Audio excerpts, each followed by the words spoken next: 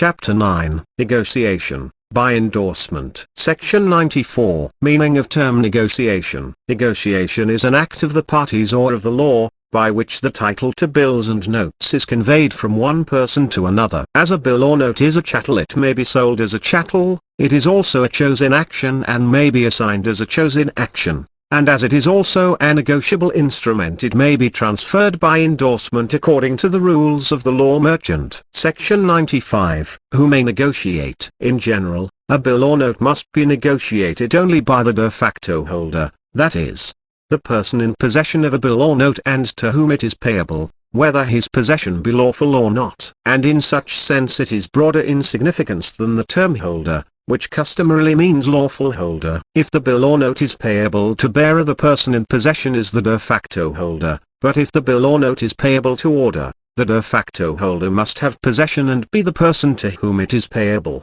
But if the name is misspelled, or only designated, the holder may negotiate by writing the name as in the bill, and then his true name. So the person who obtains title by transfer of act of law is a de facto holder. Section 96. Methods of negotiation. There are 4 methods of negotiation, viz. By assignment, by operation of law, by endorsement, and by delivery. The holder of a bill or note may transfer it by assignment, the same as any other chose in action.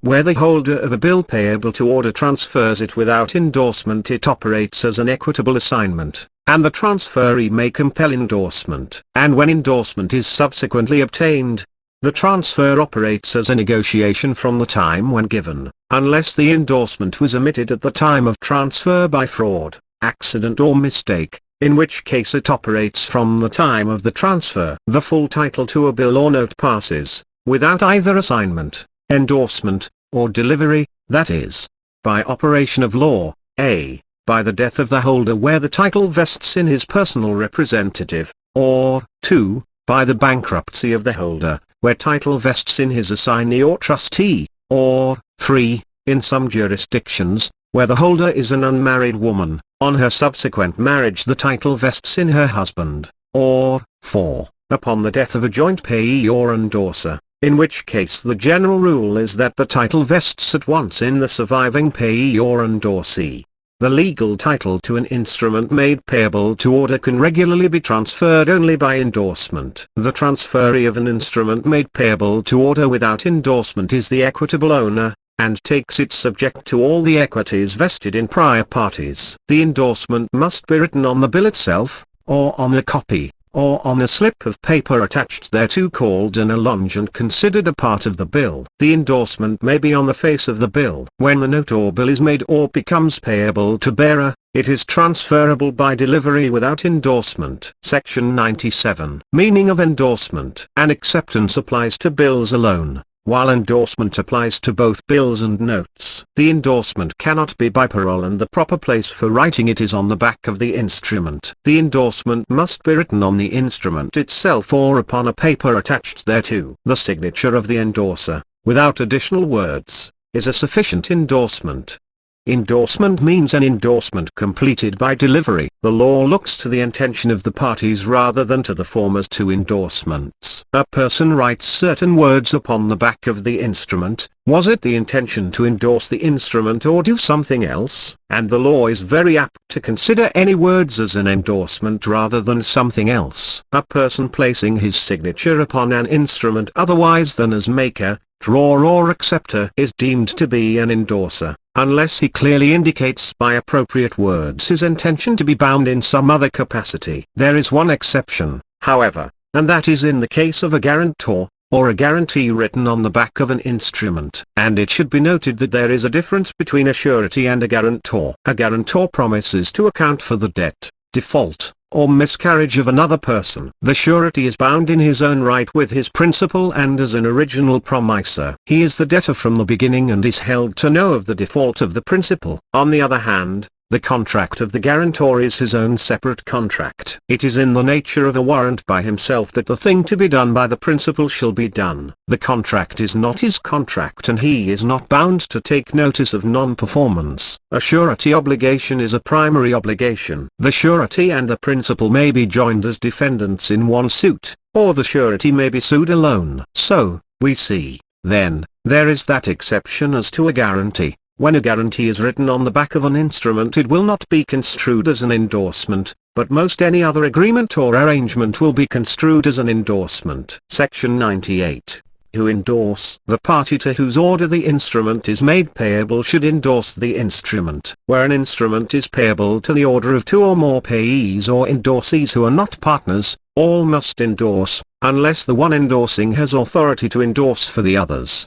Where an instrument is drawn or endorsed to a person as cashier or other fiscal officer of a bank or corporation, it is deemed prima facie to be payable to the bank or corporation of which he is such officer, and may be negotiated by either the endorsement of the bank or corporation, or the endorsement of the officer. Section 99. Nature of endorsement. As to its nature, the endorsement is a contract and also a transfer. Every endorser is a new drawer and the terms are found on the face of the bill or note. There is an exception in case the endorsement is to and not to his order. I could not negotiate it. There is an added obligation upon the instrument aside from what appears upon the face of the instrument. The person who endorses it says, "Yes, I made that contract, but you must present that for payment and you must notify me if it is not paid." If that is presented for acceptance and not accepted, or presented for payment and not paid, then I will pay it. That is the contract that the endorser on an instrument makes. He says, "I will pay the instrument according to the face of the bill,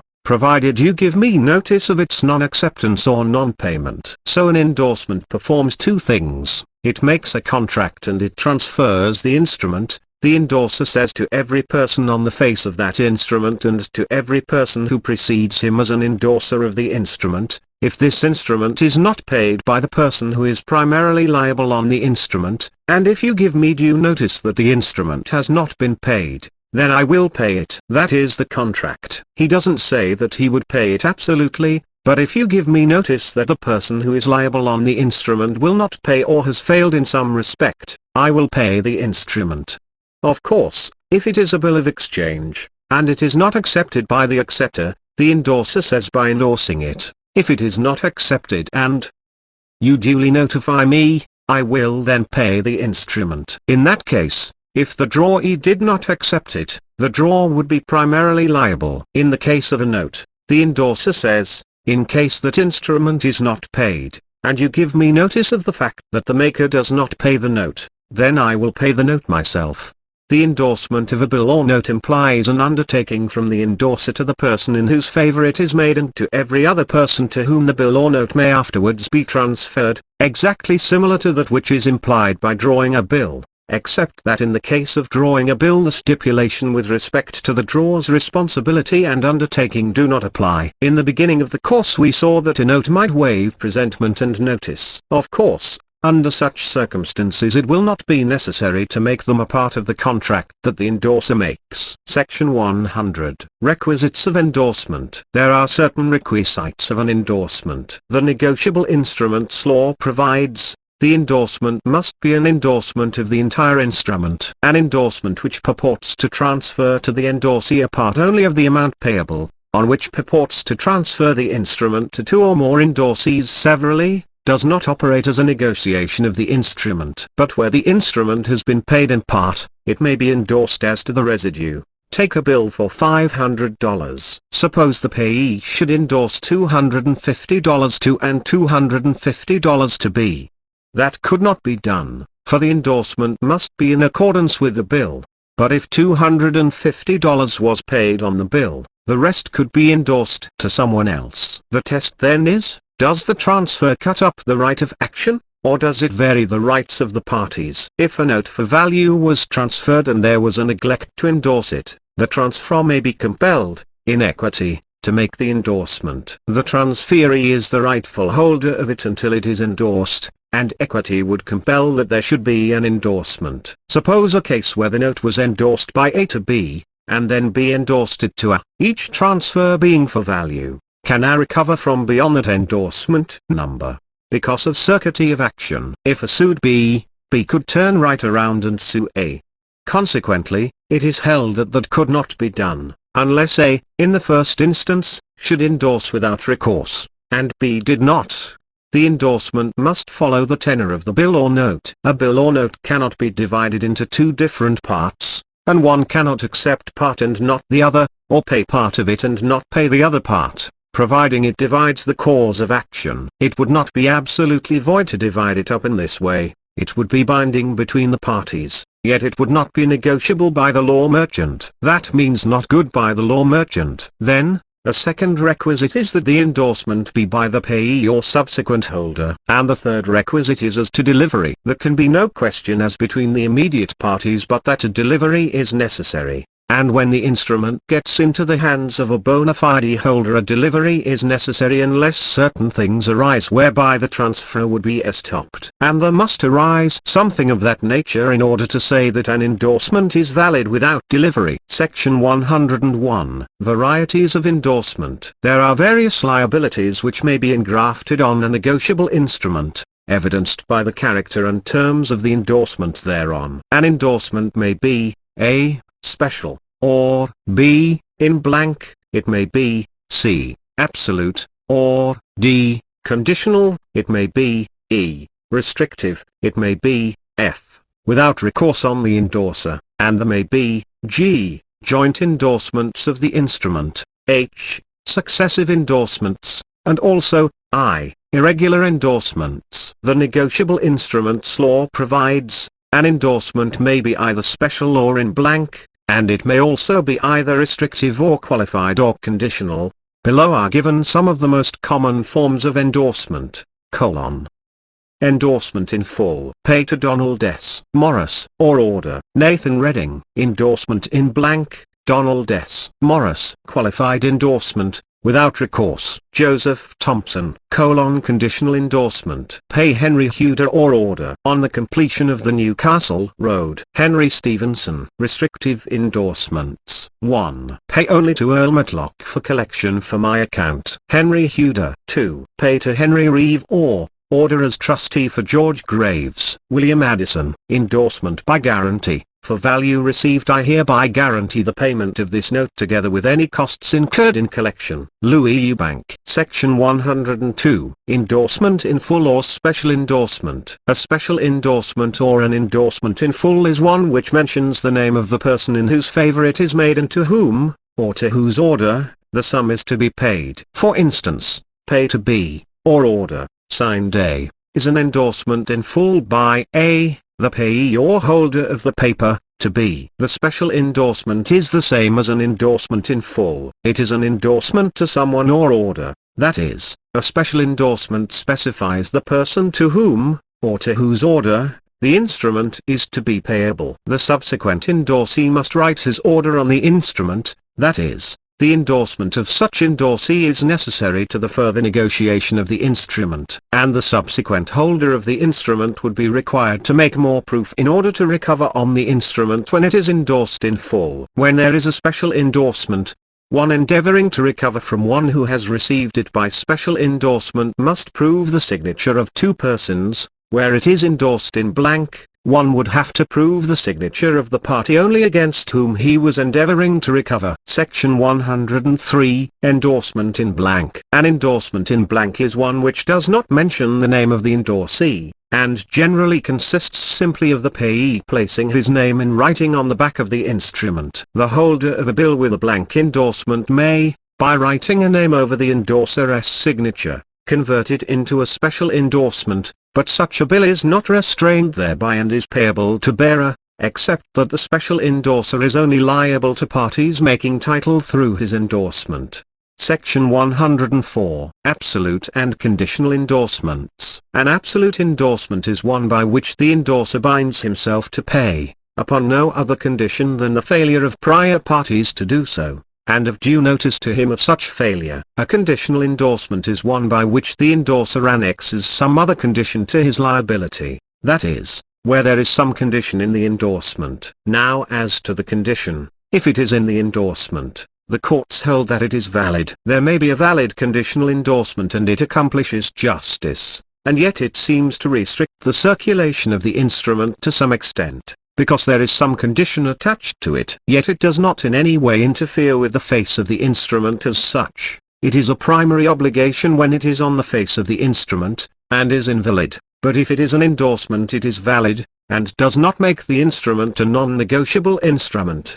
Where an endorsement is conditional, a party required to pay the instrument may disregard the condition and make payment to the endorser or his transferee whether the condition has been fulfilled or not. But any person to whom an instrument so endorsed is negotiated will hold the same, or the proceeds thereof, subject to the rights of the person endorsing conditionally. Suppose an endorsement as follows: pay to a, or order, if he marries before he is. This is written on the back of the instrument and is not a part of the original instrument. Now, that is a conditional endorsement and is held good. It is not good if on the face of the instrument, but is held good if it is an endorsement. When a condition is written on the face of the instrument it is not negotiable, but where it is written on the back the courts say it is negotiable by the law merchant. It is a contract, and the person who makes it is bound by it, providing the conditions are fulfilled. We are now considering whether it is a good principle. Suppose this condition is written on the face of the note,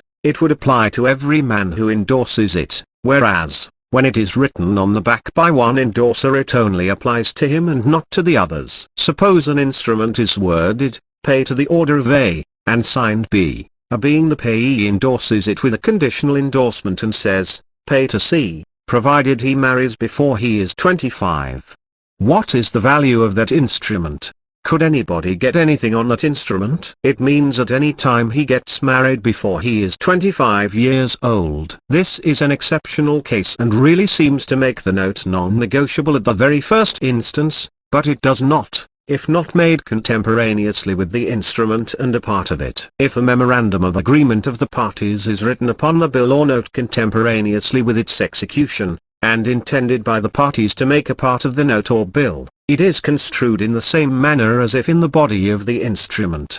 Section 105. Restrictive endorsement. A restrictive endorsement is one so worded as to restrict the further negotiability of the instrument, and it is then called a restrictive endorsement. Thus, pay the contents to J.S.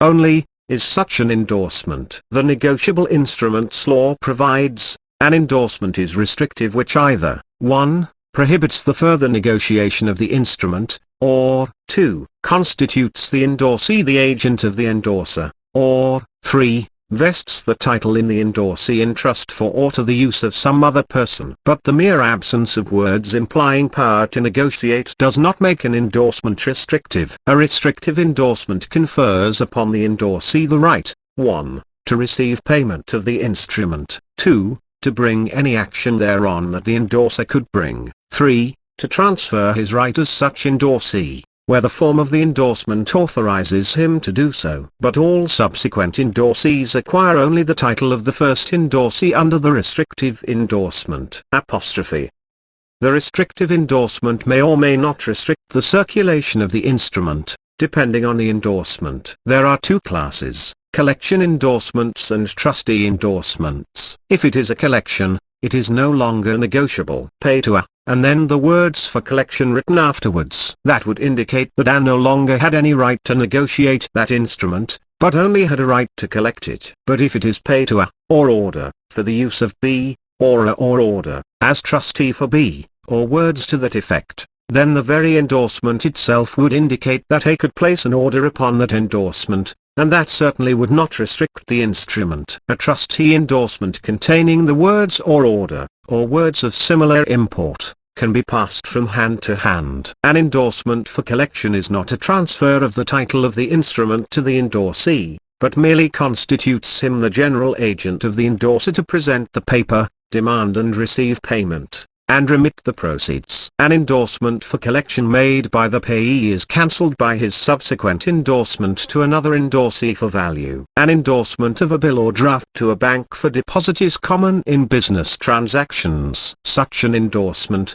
like an endorsement for collection, constitutes a retention of title in the depositor in the absence of any practice or agreement to the contrary. It is likely, however, that the title to a check so endorsed which is credited, according to the practice prevailing between the bank and the endorser, to the account of the endorser, will be held to have passed to the bank. In any event, restrictive endorsement of an instrument for collection or deposit, or to the use of the endorser and for his benefit, in the absence of any other circumstances, will not divest the endorser of his title thereto, until the money is paid. Section 106. Endorsement without recourse. An endorsement qualified with the words, without recourse, sans recourse, or at the endorsee's own risk, renders the endorser a mere assigner of the title to the instrument, and relieves him from all responsibility for its payment, though not from certain liabilities. The endorsement without recourse means just as the word signifies. A says to B, I endorse this over to you, but you have no recourse on me, providing the parties on the instrument are not financially able to pay this instrument. I don't stand good for the financial ability of the other parties who have preceded me on the instrument. The form of the endorsement without recourse is sans recourse, or without recourse, or at the endorsee's own risk, or such equivalent words. It transfers the legal title to the instrument. A qualified endorsement constitutes the endorser a mere assigner of the title to the instrument. It may be made by adding to the endorser's signature the words without recourse, or any words of similar import. It does not free him from all liability. He warrants that the instrument is in all respects genuine as to prior parties, 2, that he has a good title and a right to transfer it, and 3, that he has no knowledge of any fact to impair its validity. In other words, anyone who writes his name on a paper without recourse says all parties to that paper are genuine. If it had been forged he would be held liable. He says, I am the lawful holder of that paper, and I have title to it and know of as a valid. Now of no reason why you could not recover on it as a valid instrument, but one thing I do not guarantee. I do not guarantee the financial responsibility of the parties on that paper, but I do say that I hold the title to it just the same as if it were a horse I was selling you. The regular endorser guarantees that the instrument will be paid by the other parties, that they are financially responsible, and if they do not pay it, he will see that it is paid. Endorsers without recourse do not make such guarantees as we have seen. Without recourse only applies to the person who writes those words after his name. Now, strange to say, this does not interfere with the negotiability of the instrument. Such an endorsement does not impair the negotiable character of the instrument, nor does it cause any suspicion on the character of the paper. In that way the endorser restricts his liability. A party might enlarge his liability by writing over his signature an absolute guarantee, waiving the usual demand and notice of non-payment. This is a facultative endorsement. Section 107. Joint endorsement. If a bill or note be made payable to several persons not partners, the transfer can only be made by a joint endorsement of all of them. Section 108. Successive endorsements. When several persons endorse a bill or negotiable note in succession, the legal effect is to subject them to liability as to each other in the order they endorse.